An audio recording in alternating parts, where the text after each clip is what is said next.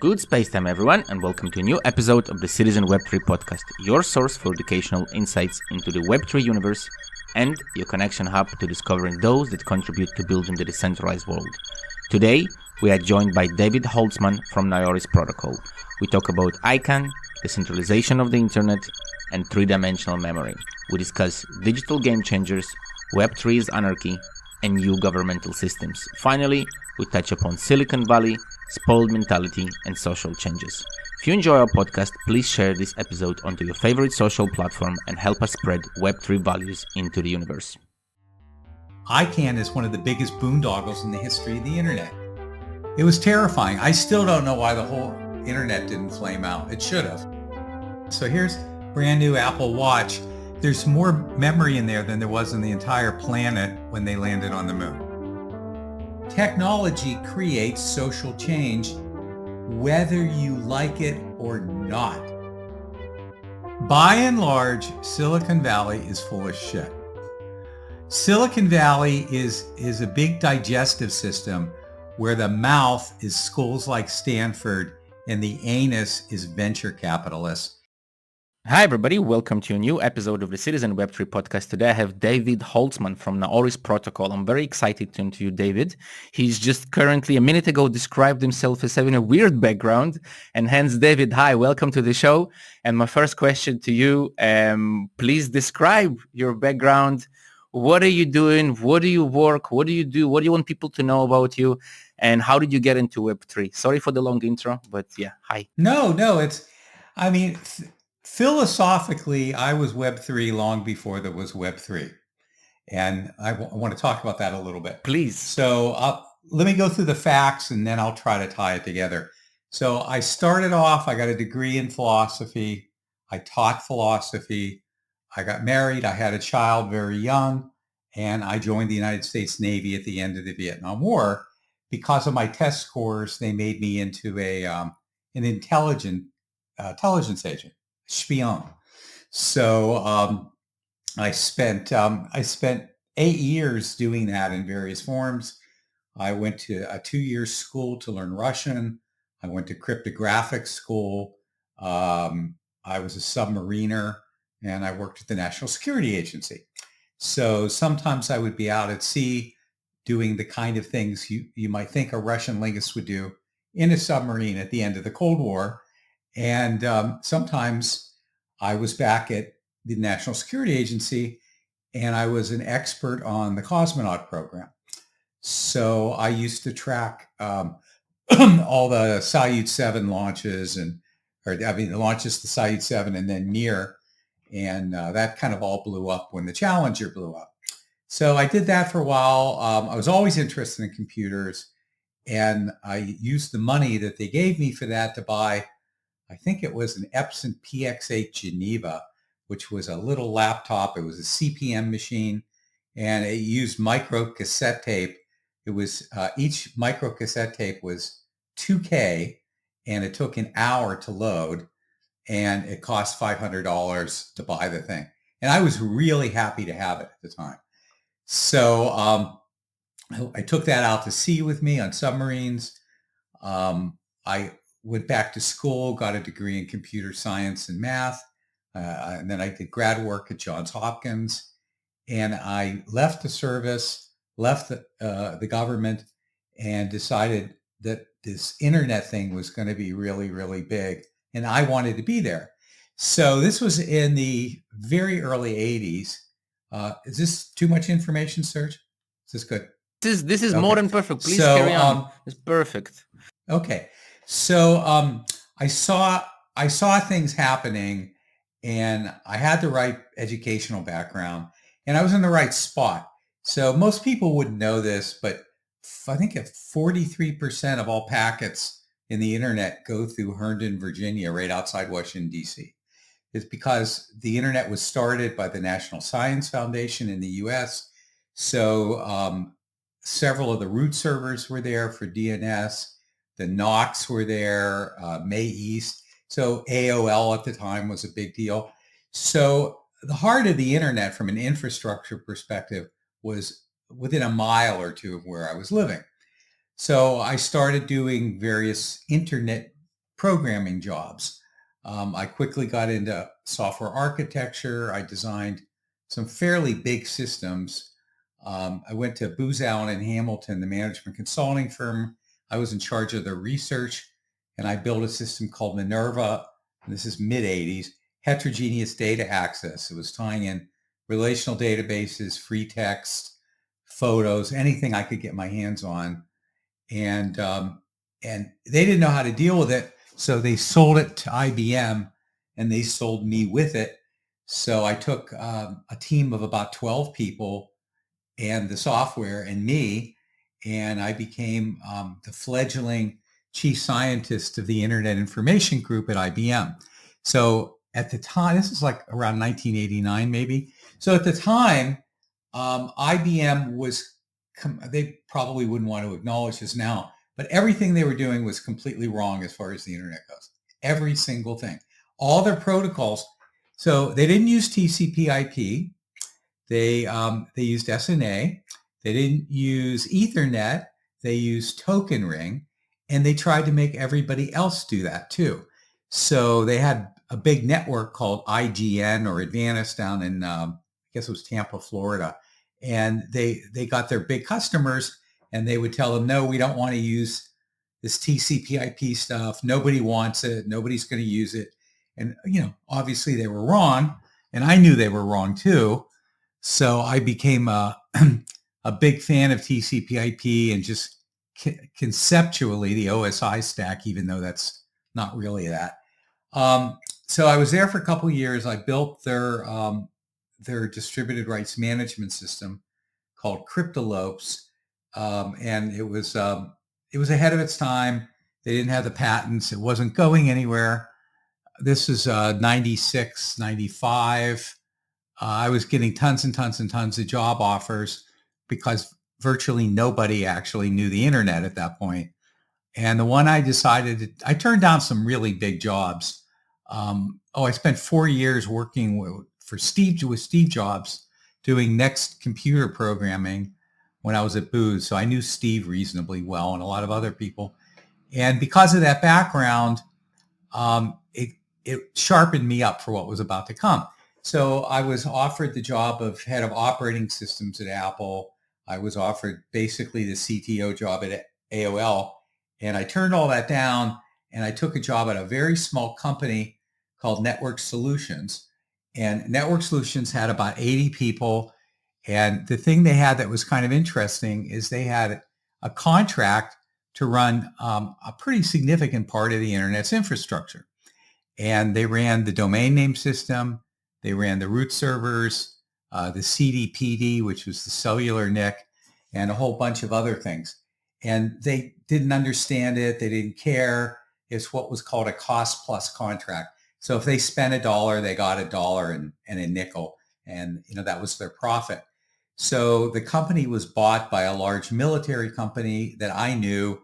They brought me in to be the CTO, and then everything exploded. This was 96. We started that year at, I think, 50,000 domain names, and we finished it at 1 million. And there's 100 million now. So at today, when you see domain names, so much of it's just marketing stuff for, clickbait and everything. At the time, almost every single domain name was an actual website. So if somebody bought a domain name, it's because they had just done a startup company or something. So if this was basically what was called the dot-com bubble. So you have all these people getting money from investors, venture capitalists, and it was very interesting. I can tell you all kind of stories, crazy stories about that. So I ran all of that all the way through Y2K. So I was running the domain name system at Y2K, and I was part of a task group that reported to the White House and President Clinton, and I represented the internet, and it was terrifying. I still don't know why the whole internet didn't flame out. It should have. So there was the ones and zeros. There was really nothing. Yeah, there was nothing in place to stop it, really. But got through that. The company went public. I made some money. We did 2 secondaries. we got bought by VeriSign, and as part of the deal, they vested me out and I got to leave. And I started writing books on privacy. I wrote a book called Privacy Lost it's still taught in law schools and it's still on Amazon. And I went around and tried to convince people that their privacy was about to get screwed. But of course, nobody believed me. And now they do, but at the time they didn't. And then from there, I ran 2 United States presidential campaigns.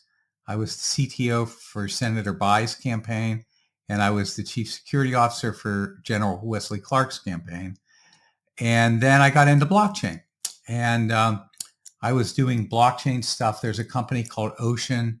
I was Ocean's first advisor when they weren't Ocean. They've been through 3 name changes back then, and I was one of their first people. So I've been with them the whole way. And then eventually I got into Naoris and some other stuff. So, and now I write spy novels. So, in addition to consulting. So again, pretty weird background. I wouldn't say it's weird. I would say, first of all, I think it's absolutely fascinating. And I want to thank you for, going through, how they say in America, which I'm sorry, but there is a phrase in America that I could never connect to. It's thank you for your service. But to you, I could say thank you for your service, because that really connects with me. And what you did is really like, man, this is like the dream life, to be honest with you, there is a lot of things that connect with me. I studied philosophy. I was in the Israeli army, not the Russian army. And ironically, you were talking about $500, and something that really sprung into my mind of how the world is changing. But I want to put it back to you, but I just want to put that note out there, because you were talking about the cassettes and $500 today. For $500, you can go on Kickstarter and you can buy a DNA imprinted memory card. There is a startup that sells for 500 euros. I saw that. 1 kilobyte. It's crazy. Well, it's fascinating. Well, Serge, okay, so let's put some perspective on this. So here's brand new Apple Watch. There's more memory in there than there was in the entire planet when they landed on the moon. It's crazy. Think about that. This is crazy. Yes. It is crazy. Yes. It's mental. And we've barely touched the surface. You mentioned DNA encoding. Once we haven't gotten into 3-dimensional memory yet, and they're starting to do that. And once we start having solid state 3-dimensional memory, and then quantum computing. Yes. And genetic computing. Yes. So it's an exciting time to be alive, I think. I think this is why I say thank you for your service, because for me, being like roughly a 40-year-old or so, I think that what I'm going through and what I'm reliving is a lot thanks to the people, who did AOL, who created all that. And of course, we can talk about, the big... Yeah, we will talk a little bit about it. Sorry, I'm running ahead of myself because I have a lot of questions for you, because you have such a rich background that I have so many things to ask. But I want to ask a few chit-chat questions first before we get to the hard stuff, because this is interesting first. And otherwise my team will also kill me, because they're like, Serge, man, this guy, you have to ask him this. We have to know this. We have to know the secrets. Who killed JFK, No, but, you worked... First of all, the Soviet cosmonauts, so the national security, the NSA. I want to ask, how was that, and how was that experience? Because that sounds an absolutely mind-blowing story that, I don't know, what did you do there? That you can talk about, of course. And how did it influence your cybersecurity journey, so to speak? That's a good question. So I was at NSA in the 80s, and let me just paint a picture, okay? The headquarters of NSA is Fort Meade, Maryland, and there's a huge building, and they call it the Puzzle Palace, and that's NSA's headquarters. So at the time when I worked there was like a drugstore and a dry cleaner, and because they didn't want people to leave, so you just, everybody was a nerd. Anybody working in NSA was an absolute nerd. They did crossword puzzles. They spoke, many people spoke 3 or 4 languages, and they had clubs that would get together in the cafeteria and just speak Serbian or something. And it was, everybody spoke Russian. So that was an easy one. But I used to be able to park a car in front of the building next to where the drugstore, and leave the car running and run in and buy something and run back out, and nobody cared. So things have changed. Now let's compare that to Edward Snowden walking out of that same building with a USB dongle with pretty significant amount of classified information on it. The digital world is a game changer, and the tech is an enormous game changer, because in recorded history, there's always been a one-to-one correlation between the volume of a media and the amount of information stored on that media. That is no longer true. So I could put out two chips, and one's got the entire Encyclopedia Britannica on it, and one has like something I wrote this morning, and they would look the same. There's no way to differentiate that. And it's very difficult to stop people from taking information when it's that easy. So that's one big change. But if I could step out and make a philosophical comment for a while, because I want to get back to this. So my whole career was based on information. Intelligence agent, philosopher, writer, running the DNS system. It's all about information.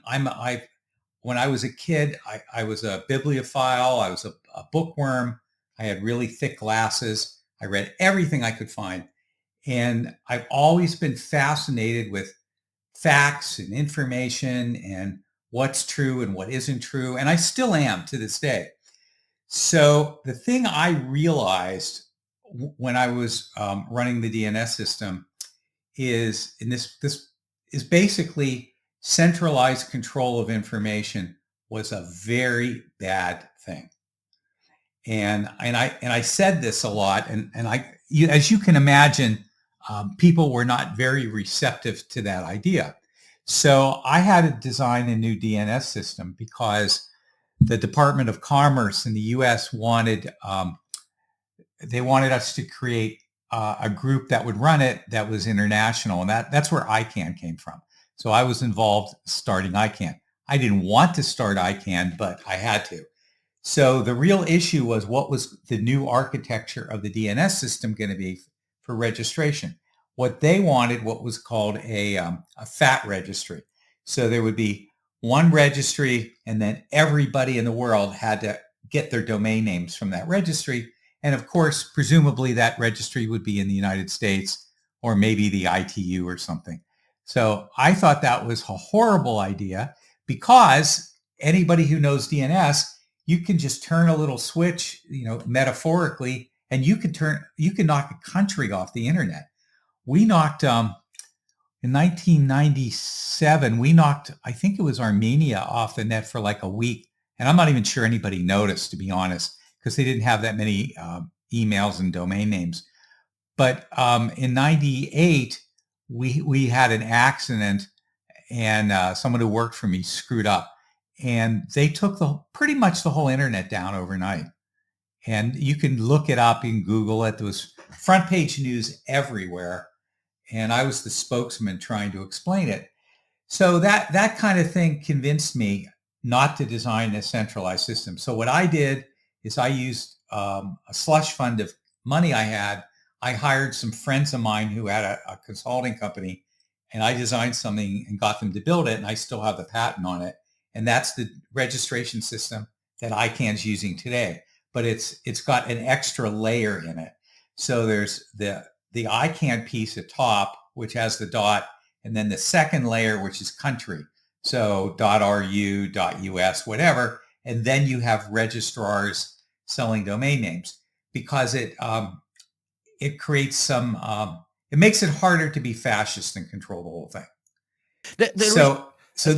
I have a question. If I can ask you a question, actually, in related to that. Sorry, because they say you were talking. Please do remember that point, and please carry on from that. But it's a question that has been discussed for a long time. It's kind of like anecdotal information that is disproven. And maybe you can actually prove this to me, because it's been mentioned over the last 4 years on the podcast several times. So they say, and I can still see that the way that the internet was designed during the Cold War, before into the ARPANET and everything, there was sort of, let's call it a switch that is still today used. This is when Google Maps and everything starts to work crazy if you live next to an army base. They say that they still used it, and there was some kind of scandal. I don't know if, again, it was true, if this was just rumors to remove that it's not needed anymore, because the frequencies that back then the army was afraid of that could be used by the civilians aren't used today in the internet technologies anyways. And apparently there is still, like, I don't know if it's true. I don't know if this is all bullshit, like and fairy tales, or is there? I'm not. Can you explain more? Yes. Because I'm not sure I understand. Apparently, in the way that the internet was designed, and there is, like, you're a good person to ask this if this is kind of true, that the U.S. Army was really scared of, people interfering with the frequencies and da-da-da-da-da. So they designed what was called, let's call it an off switch, which would switch from this particular frequency, which is used by everybody for the internet, to, in quotations here, to some other special army frequency, which only they can use. But apparently it's all outdated, but apparently it still exists, and apparently they still use it.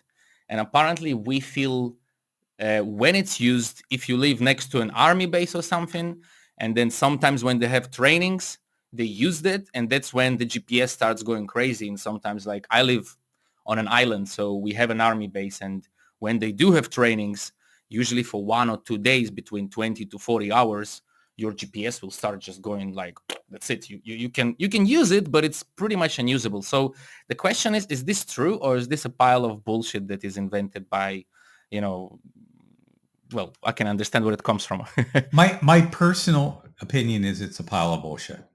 So there's sort of two things I can unpack there. Number one, the GPS system was designed for missile targeting. So it was never supposed to be a civilian used system ever. And then it just came out that way because people took advantage of the signal. So while we were doing that, the Russians had a system called GLONASS, which was, they still have it. It's like GPS. So there's several countries have satellite constellations, and I'm sure Elon Musk's Starlink stuff probably provides sort of GPS services too. So they have a frequency. You can mess with that frequency. The other thing is, and this is true, the U.S. Army has the ability, well, the government in the United States, supposedly, and I know this is true, they have the ability to change the accuracy of GPS instantly. So right now it's good to 10 feet. If they throw the switch, it goes to 100 feet. And the reason is they don't want other countries to be able to use our GPS system for missile targeting. So that's true. But there's another piece to this. It's not really what you're saying, but it's good to bring out. So the internet was not created by the military. The internet was created by scientists at a number of atomic facilities, Los Alamos, Sandia, White Plains, stuff like that. And it was created, and this is actually really interesting when you think about it, to avoid the danger of having a centralized communication system. Because in the United States, the entire telephone network went to one place in a hub and spoke model, and it's a city called Omaha, Nebraska. So Omaha was supposedly like one of the top 2 or 3 targets for an atomic attack because it would take out the whole phone system in the US. Now, every other country was built pretty much the same. So that's what the hub and spoke. So everything goes back to the center like a wagon wheel. So the scientists thought that was a really bad idea. So a guy named Bob Kahn, with the help of another guy named Vince Cerf, created TCP/IP. They had the whole TCP anyway. The whole concept of packet switching. So packet switching, when you send a packet, a 256 byte packet, you actually send like a bunch of them. Like if you send an email, in theory, that email is being broken down into 256 byte packets, and each one is going out like half a dozen times.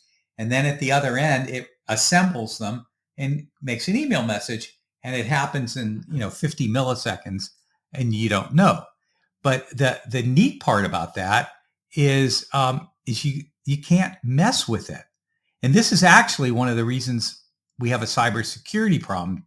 Well, it's one of the big reasons, is because the internet was built to, and I'm not the first person to say this, but it was built to route around problem areas. So if there's a problem, like somebody nukes Washington, D.C., the internet will continue. And I think that's amazing. But that is, number one, that is incredibly anarchistic. And to some extent, I'm an anarchist in a lot of ways, to be honest, at heart. Yeah. You understand. Okay. And Web3 is anarchy in a good way. I mean, the thing that's going to come out of Web3, I think, is going to be an entire new governmental system. It's going to be like the French Revolution. It's going to change power and money, and it already is. And it's going to be very interesting to see where that goes. And the internet is designed to perfectly accommodate this. So once you put something with, like Ether, for instance, with smart contracts and other things, or any of the other hundreds of cryptocurrencies with their own blockchains on top, I mean, each blockchain is almost a sovereign nation.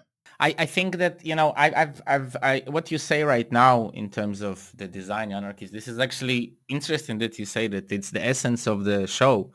And we invite a lot of authors on and a lot of people that have had to either be standing at the building stages of the modern internet, of course, more like the 90s, 80s, such as yourself. I'm not talking 60s. That would be a bit more difficult, I guess. But it's exactly that. And this is, I'm very happy that you say those things, because my next question is going to be, again, it's more about you, but of course, in that perspective. Now, you seem to go through a career which, you were working with the White House, with the NSA, and, you work with organizations which to a lot of people would be deemed as enemy organizations, like they want to destroy us, they want to take over our lives and like if you talk about anarchy. So let's kind of like devil's advocate this. Let's take the three big nights of the apocalypses of the internet, as I call them, the HTTP, DNS, and TCP/IP. Of course, without them, the internet would not be possible. But those are the three nights of the apocalypses that really make the internet, on one hand, decentralized, on the other hand, a surveillance machine that allows people to see everything that's happening.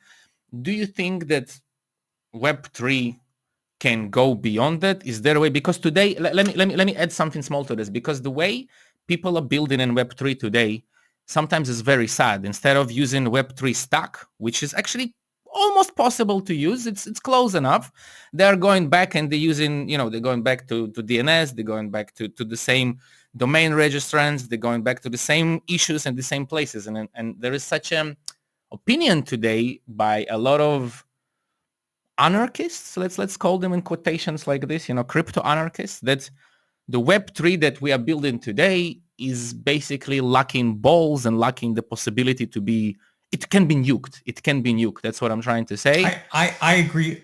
And the question is to you. That. Yeah. Can you please comment on that a little bit from your perspective? Yeah, let me take the three pieces that you mentioned please. For a second. I don't think any of them should survive into the next phase, except maybe TCP/IP. So the DNS system, and I ran the DNS system for almost 5 years. I ran the root servers. I have one of the old root servers in my house, the one that was running the internet in 2000. When I left, they gave me the computer. So, I mean, I really understand DNS, and it sucks. DNS is a tree. I mean, it's a hierarchical system. There's virtually no security. At the time, our authentication mechanism, I hate to admit this, was email addresses. and I couldn't get anyone else to do anything else. So if you sent me an email address, from, I don't know what your domain name is, but citizenweb3.com or whatever it is, I would just let you do whatever you wanted, because I knew better, but I couldn't get the system changed. So it's not much better today. There was and this has happened so many times. People build something, engineers build like a protocol or something, and usually like 5 or 6 people do it. And I've built a couple of those things in my life, and it's been 5, 6, 7 people. And then the suits look at it and they see a lot of business opportunities. And the next thing you know, there's 500 or 600 people. And the next thing you know, you're having international conferences like IEEE and IETF and WWC and stuff like that, and ICANN. And they're traveling all over the goddamn world. And 2/3 of the people there are lawyers, not tech people. And it's if you know the term boondoggle, it's a boondoggle. ICANN is one of the biggest boondoggles in the history of the internet.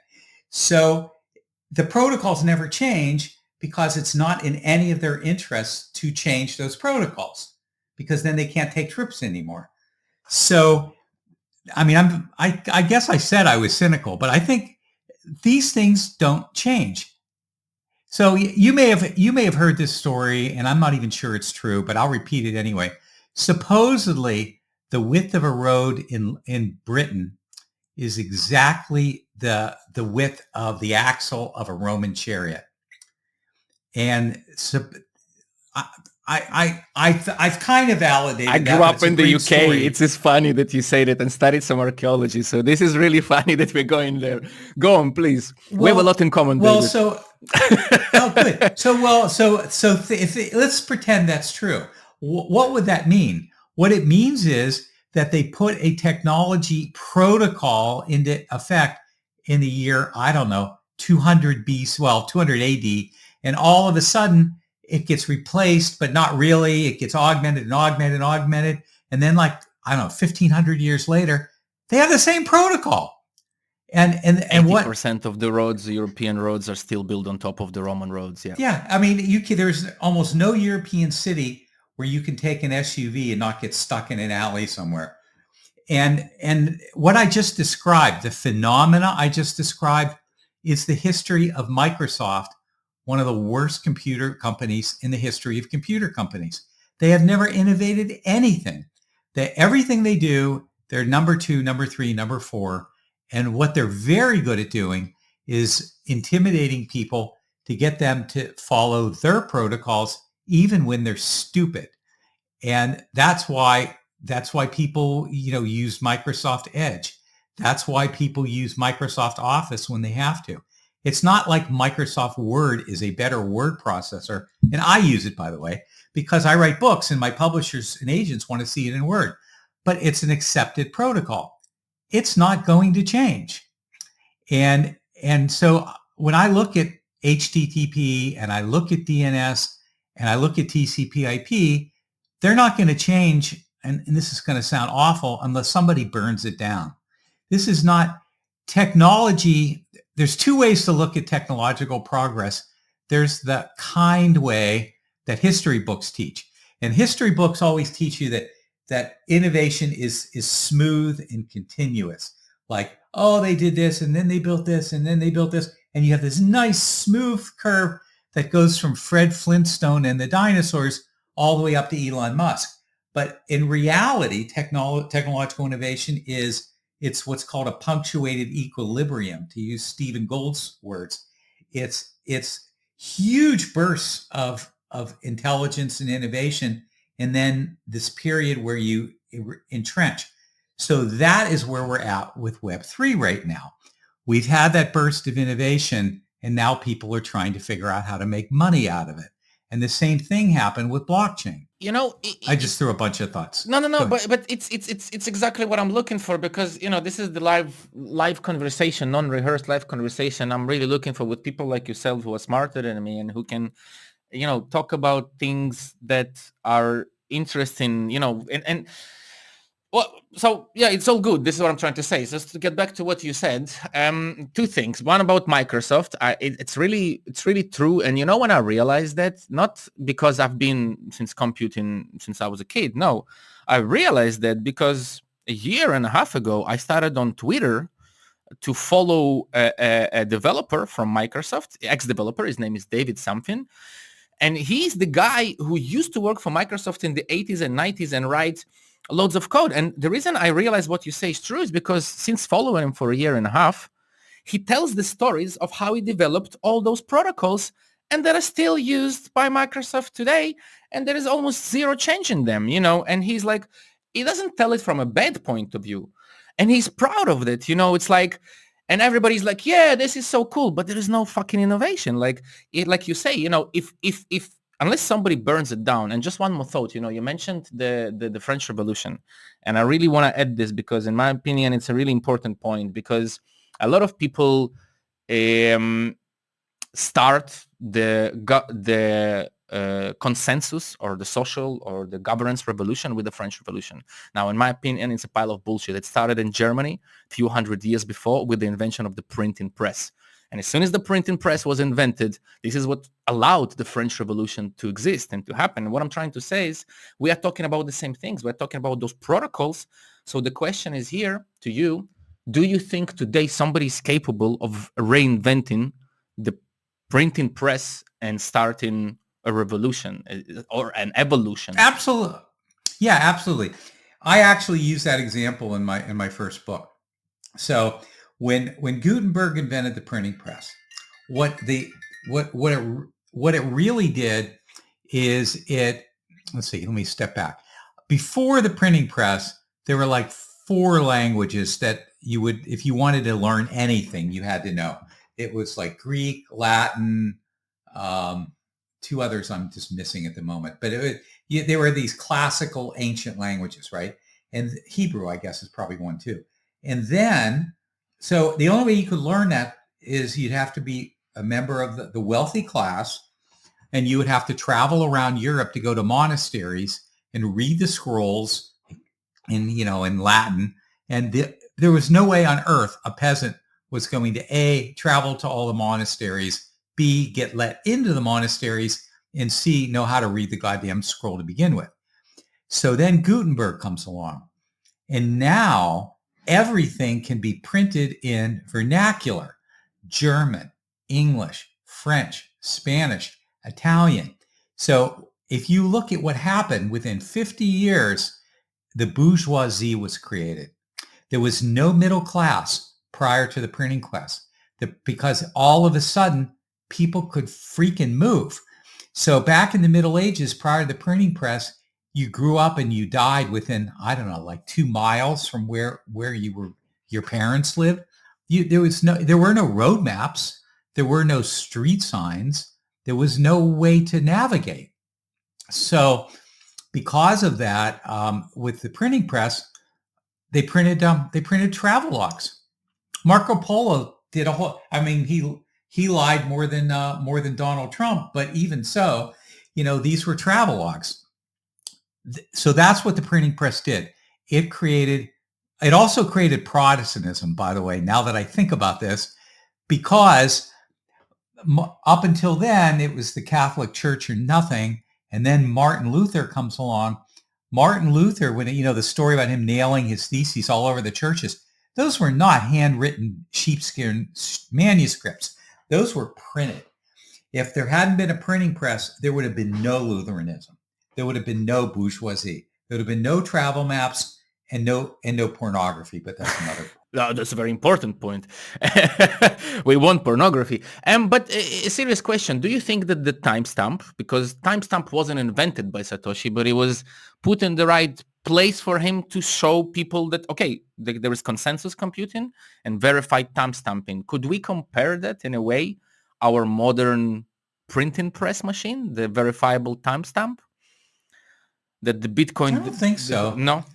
So let me... What about consensus computing, maybe? Well, let me distill the problem today down to something elegant. The real problem today is authentication. this is the problem everywhere. And if you look at almost any newspaper article that complains about technology, this is actually the issue. So it's authenticating people, it's authenticating locations, and it's authenticating content. And, is this story real? Is this photograph a deep fake? Is this person actually, who they say they are? We don't really understand how to do that. So there's like 1,000 different mechanisms to authenticate. None of them work particularly well. And just look at online stuff. I think CAPTCHAs are one of the dumbest things in history, and they're finally going away. And then passwords. There's a story with password creation that's kind of ugly, but there was a guy at NIST in America who was asked to come up with the rules for creating a good password 25 years ago. And he went out for the weekend, had a bunch of beers, and he just made something up because he forgot about it. And that's where all that 8 letters and symbols and letters and numbers, he just fucking made it up. And well, it doesn't work.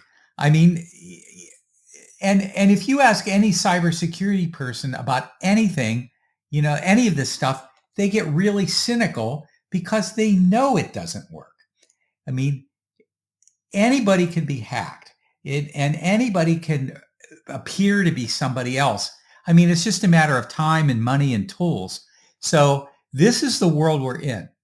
So rather than fighting it, and this is where the anarchy part comes in, I think we need a system of life and governance that accepts the idea that nobody actually knows who you really are.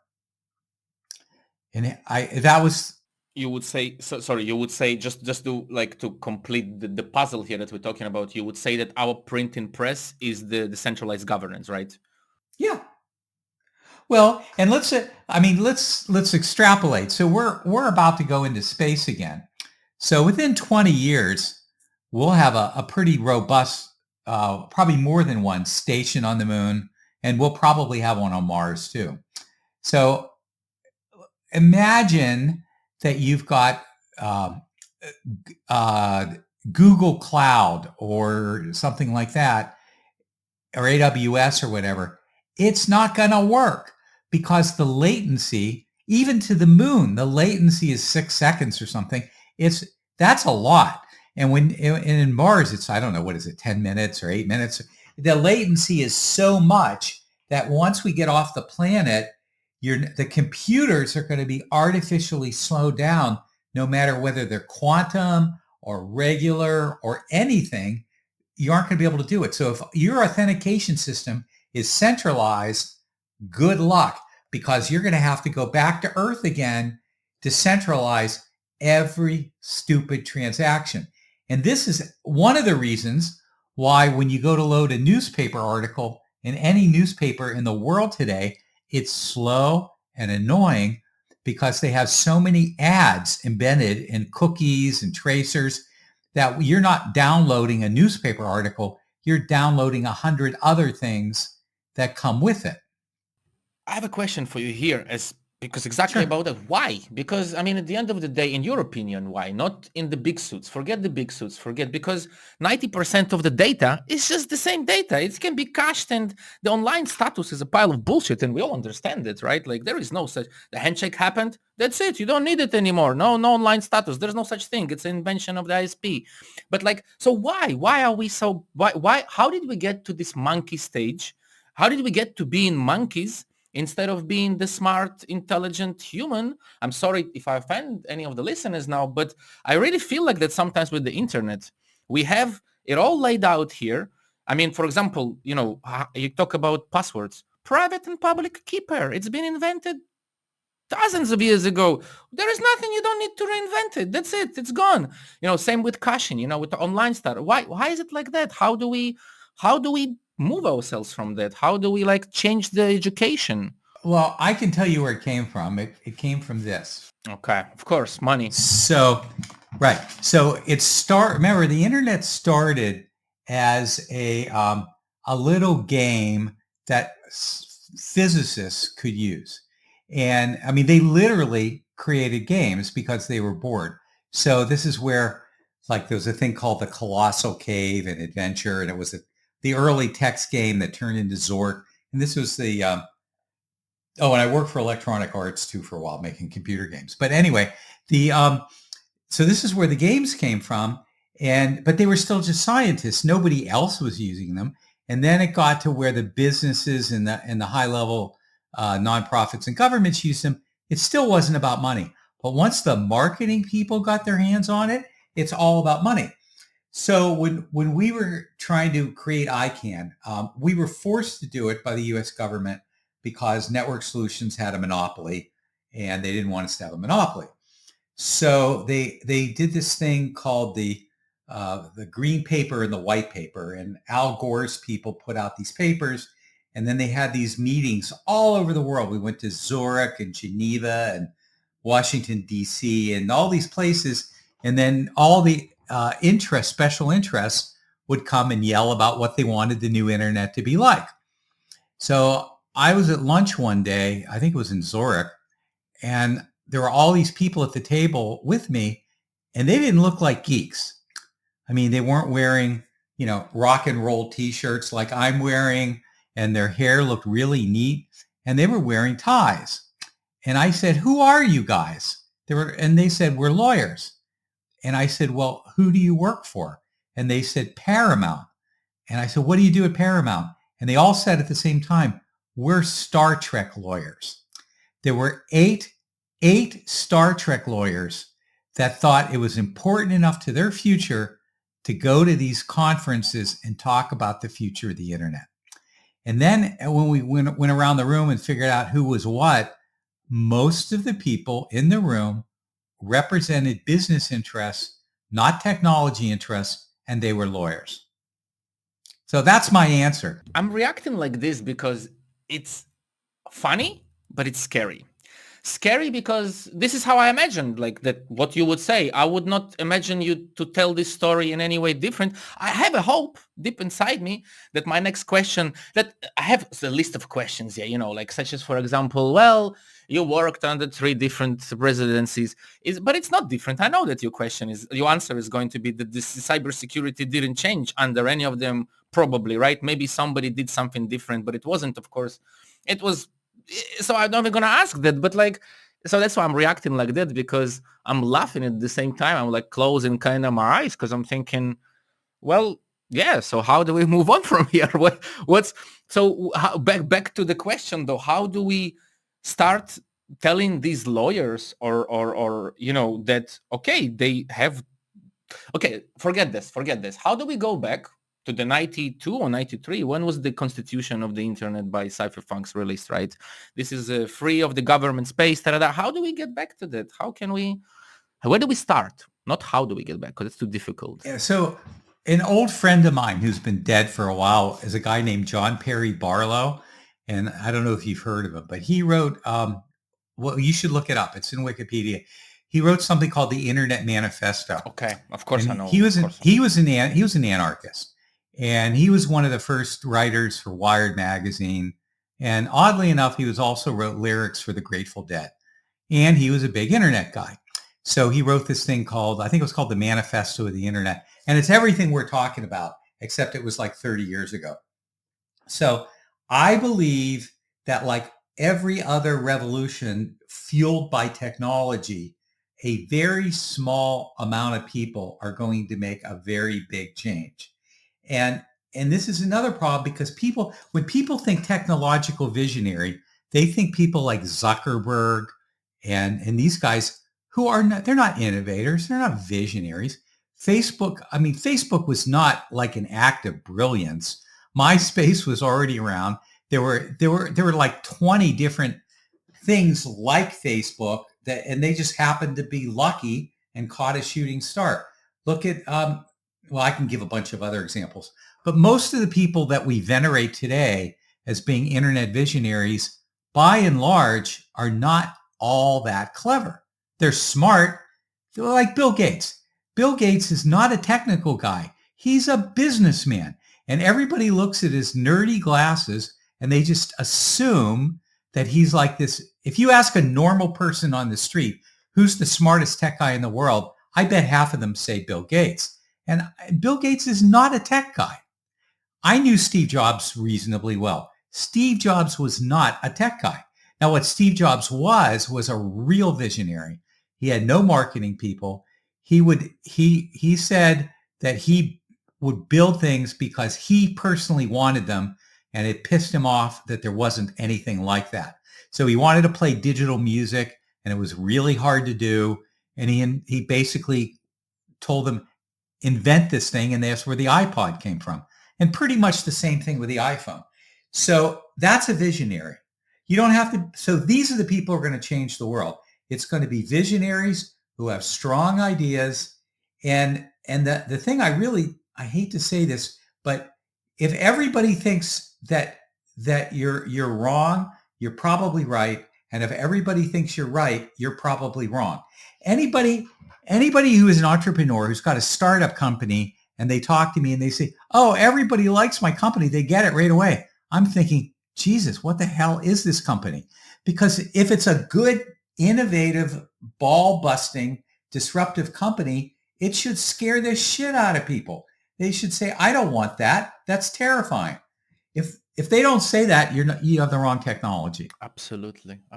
You know what's even, when you describe that and you talk about the people, in the Web 2, not Web 2, sorry, it's not Web 2. We call it Web 2. Of course, you're talking about not even Web 1, Web 0, whatever. I'm going to call it Web 2 because it was everything that came before. The .com. The yes, .com. Okay, thank you. The .com, and you're describing like, I'm remembering my own conversations in blockchain like 6-7 years ago, back in 2015, 16, because I started even earlier before it with that, but the conversations and the realization is the same. There aren't many successful, smart Web3 founders. I mean, and I'm sorry to say that as somebody is going to be like, oh, what are you saying? But it's true. There are several of them who are, like you say, visionaries, and they are probably going to change the industry and are changing the industry. But most of them are just lucky and we're in the same right place, right time. They're businessmen who earned a lot of money. Yeah, they're working Web3 protocols, but they're there because they were there in the right time, in the right place. Of course, that requires a brain. But yeah, it's scary that it's the same, the history. By and large, Silicon Valley is full of shit. Yes. Silicon Valley is a big digestive system where the mouth is schools like Stanford and the anus is venture capitalists, and everything in the middle is startup companies being digested. Amen. They're not innovative. These are people who they want to get rich. I know tons of them. They want to get rich, and if they're really nerdy, they want to get laid too. So that's what this is about. There's things they want out of life, and they see this as a way of getting it. That is not anarchy. That is not innovation. And Web3 is not going to happen with these people. Web3 is going to happen with, like I said, 5 to 7 people, and they're going to come up with something, and it's going to be scary. Like, I'll give you an example. Sean Parker used to work for me, one of the guys that started Napster.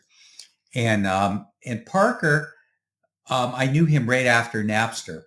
And Napster overturned an entire industry for all practical purposes.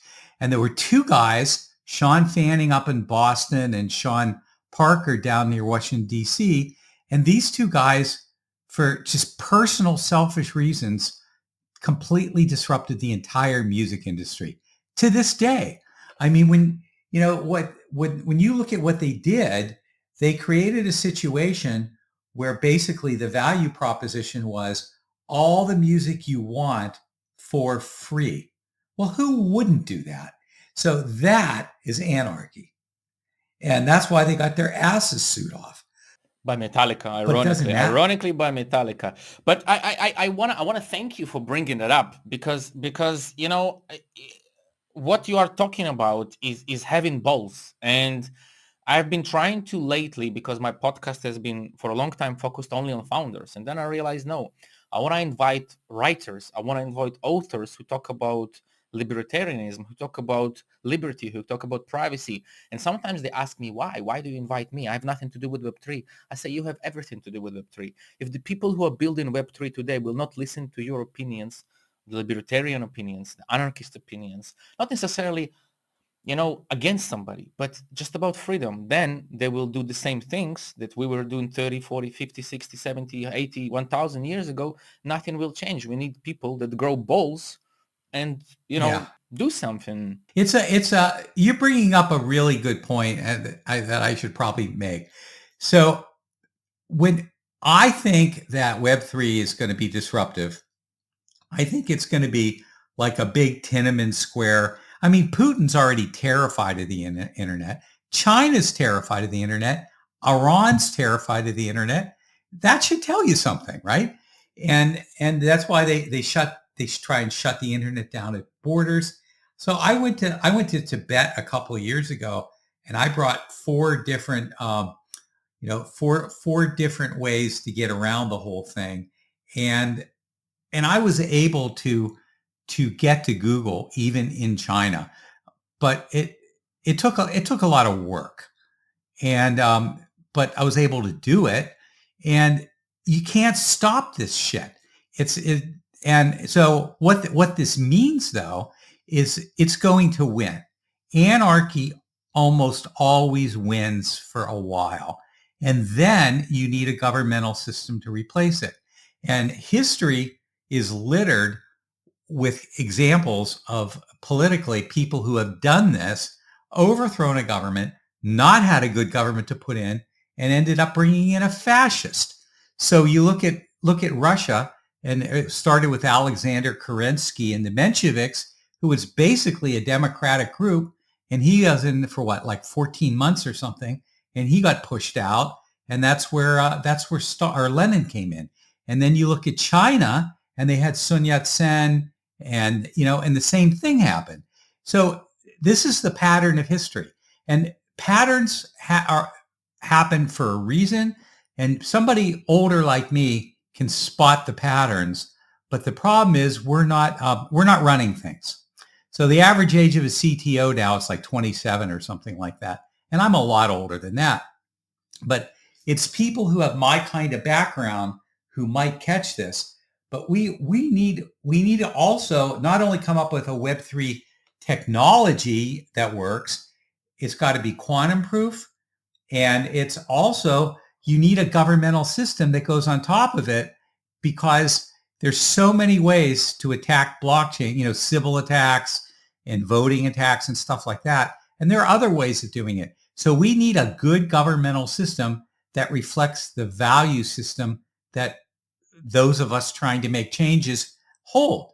And it's very unlikely that that value system is going to reflect any country that exists today. I think on that note, I would have I literally did. I think I didn't ask you 5% of what I was planning to ask you, but on that pattern note, I'm going to jump into the Blitz just to finish it off with an hour, because otherwise I think the information is I would love to carry on this conversation, of course, depend on you, but we can talk about it separately or not live. But let me jump into the Blitz with you, David.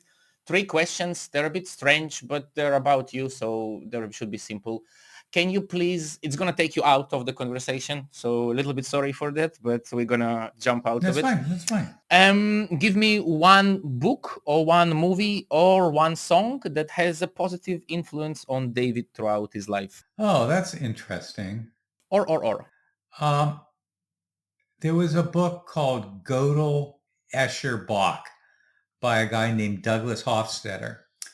And it's about, I think it won the Pulitzer, and it compares the mathematics of Gödel's incompleteness theorem with the fugues of Bach, and he tries to show that math and music and then Escher paintings with the recursive patterns in the Escher painting, and he tries to show that this is some fundamental force of the universe that maybe we just don't understand, but it's a pattern. That book really opened my eyes when I read it. For all the listeners, please, because I actually don't know this book as well, please check the show notes and everything me and David mentioned, of course, people, books, stories, it will all be there. David, second question, give me one motivational thing that you can share, of course, with me and the listeners that keeps David for so many years not falling, to the weak and keep on the mission to writing books, building what it is you're building, changing the internet, basically changing the world, really. Something motivational. I have two traits that are not obvious maybe. One is this, I'm curious, and the second is I have a sense of wonder. So I took some time in the last decade. In over 6 years, I traveled to about 85 countries, and I did crazy stuff all over the world. I climbed Mount Kilimanjaro. I rode horses across Mongolia with the nomads twice. I went to Tibet and rode a horse to the base camp of Everest.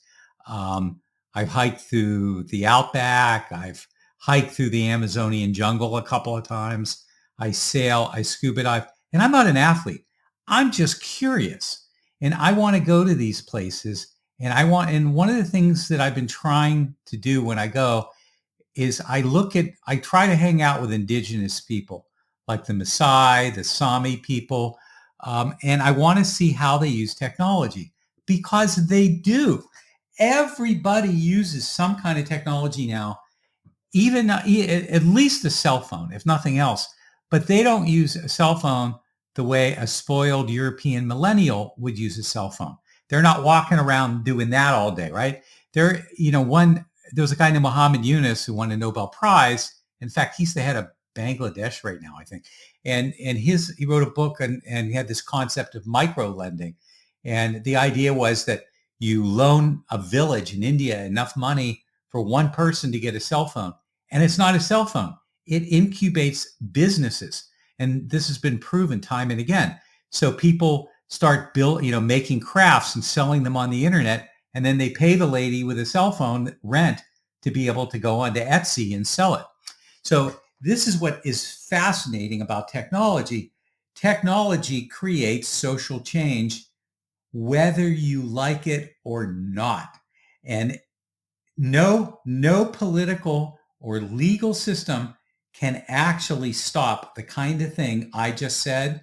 And you can see Russia's a good example, because no matter how much Putin is cracking down again, things get out of Russia pretty quickly. I am amazed. You see interviews, you read articles. It's kind of frightening in some ways how a country that's tried really hard to clamp down hasn't been very successful. And I'm thankful that they have not been successful in that, and like so many, we're thankful that things get out of there. Last one, I promise, David. Dead or alive, real, made up, somebody you know personally, somebody you heard about or seen in a cartoon or a movie, not a guru for you, this personage, this character, this persona, but sometimes when you're in a difficult situation, it helps you to think of that character or that personage or that person to help you get through that situation. But it's not a guru. Just somebody that not a guru. Not a guru. That's a good question. There's people I admire. There was a guy named Richard Francis Burton, and I've always really admired this guy. And if you don't know him, you should look him up. He's the guy who translated 1001 Nights, but he was a crazy man. He traveled all over the world and he went places nobody else could go. So he wanted to go into a holy place for Muslims, and he was afraid he would get spotted. So he took his own knife and circumcised himself. He was like 45 years old, so he could get in there. He was an intellectual. He was an academic. He was an explorer. These are the kind of guys that I like. And it used to be that we venerated people like that. In every nationality, you can find people that were scientist explorers and that they had a sense of wonder and curiosity. In fact, I would argue that the early space program was like that too. the Apollo and Mercury program, they were pilots, but by the time they got up to the space station, they were also scientists. They were people who were brave. They wanted to explore. So I think of all these people, and they've gone before us. I don't think of Bill Gates. Bill Gates is not my hero. Elon Musk, I think, is actually, unfortunately, he actually is a visionary. I wish I could say he wasn't, but he actually is. But he's also an asshole. And I mean, enough of one that it kind of overwhelms it. But the visionaries, the brave visionaries, just, they light the way for me and everybody else. I want to advise to everybody, pale blue dot, whoever, everybody wants to listen to visionaries and listeners. Of course, I'm talking about listeners because, of course, you know what I'm talking about. I can see by your eyes. Guys, if you're looking for gurus, listen to the pale blue dot. It's just 2-3 minutes of a short speech, and it will explain everything. David, I cannot thank you enough to finding the time to answer my annoying questions and sharing your views. And thank you. Please don't hang up just yet. This is just a goodbye for the listeners. Everybody else, thank you for tuning in, and see you next week. Bye, David. Thank you. Thank you, Serge. Bye. This content was created by the Citizen Web3 Validator. If you enjoyed it, please support us by delegating on citizenweb3.com/staking and help us create more educational content.